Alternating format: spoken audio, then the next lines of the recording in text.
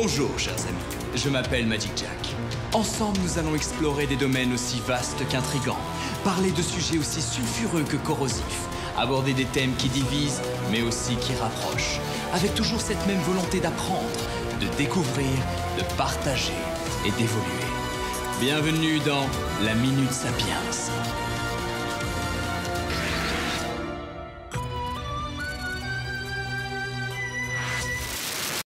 Vilaine petite chronique, vantarde, en quelques minutes, tu prétends définir ce qu'est la science.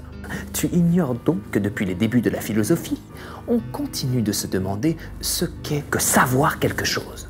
Car oui, le mot science vient de scientia, c'est du latin, qui veut dire connaissance. Mais quand on a dit ça, on n'a rien expliqué. Parce qu'on a beau savoir quelque chose, il n'est pas évident qu'on sache pourquoi on sait que l'on sait. C'est humain. À quoi pense-t-on quand on dit science? Vieux barbu en blouse blanche dans un labo, super technologie spatiale dernier cri, immense bibliothèque de tous les savoirs accumulés. Autant de manifestations qui ont trait à la science, assurément. Mais je crois qu'on rate quelque chose. Les savants, la technologie, les connaissances. Est-ce que c'est ça la science? Il y a une quatrième acception du terme, et je vous propose l'idée que c'est la plus importante. La science, ça consiste à employer une méthode qui produit du savoir, en nous permettant à chaque instant de savoir pourquoi on pense savoir ce qu'on sait. Personne n'a dit que c'était simple.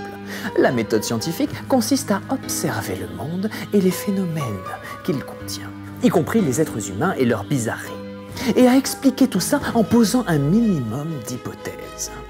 Et à partir de ces hypothèses, qui ont la particularité d'être réfutables, on déploie des trésors d'ingéniosité pour voir si ces hypothèses sont solides, si elles sont capables de résister à toutes les objections qu'il est possible de leur opposer. Cela permet d'obtenir des explications robustes, mais toujours, souvenez-vous, jusqu'à preuve du contraire. La science se pratique à la frontière de l'inconnu. Elle est donc familière avec la curiosité, l'incertitude, le doute et la créativité. Pour faire de grandes découvertes, il faut oser poser des questions parfois bizarres. Mais la bizarrerie et l'inventivité ne garantissent rien. Quand un individu défend une théorie personnelle incompréhensible ou farcie d'un jargon indéfini, il est légitime de se dire qu'il peut s'agir d'un farfelu. Il y a dans le monde beaucoup plus de farfelus que de génies. La science ne se pratique donc pas sans une grosse dose d'humilité. Et d'abord, une humilité épistémique, qui consiste à ne pas échafauder une explication sur la base de ce qu'on ignore.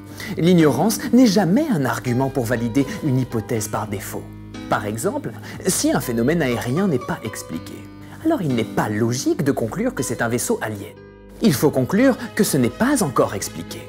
Et de ce principe découlent des caractères indispensables à la science. Ce sont le matérialisme méthodologique et l'empirisme. Le matérialisme méthodologique traduit l'incapacité de la science à expliquer la nature avec des concepts surnaturels ou qui ne seraient pas dépendants des propriétés de la matière. L'empirisme, quant à lui, interdit aux savants de s'enfermer dans une belle théorie abstraite et l'oblige à se confronter au jugement de la réalité à travers des expérimentations. Il resterait beaucoup à dire pour décrire la science dans son fonctionnement, dans son évolution, dans ses rapports avec les autres formes de savoir. Mais poser à minima la définition que nous venons de voir permet une chose primordiale.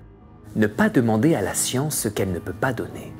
Ce que la science ne peut pas donner, le sens de la vie, la preuve que Dieu existe, ou pas, le bonheur, savoir ce que c'est d'être une chauve-souris, le poids de l'âme, le sexe des anges. Dans un monde infiniment complexe, la science ne nous offre que des approximations du réel. Ces réponses ont toutes les chances d'être un peu fausses. C'est très frustrant, mais cela ne doit pas nous faire oublier que c'est la meilleure méthode à notre disposition. Si vous n'avez pas confiance dans la science, c'est-à-dire dans le processus de production de connaissances le plus exigeant, le plus objectif que l'on ait, alors soyez logique et ne croyez pas non plus ceux qui vous disent que la science vous trompe. Car, comment le savent-ils? Ont-ils la science infuse?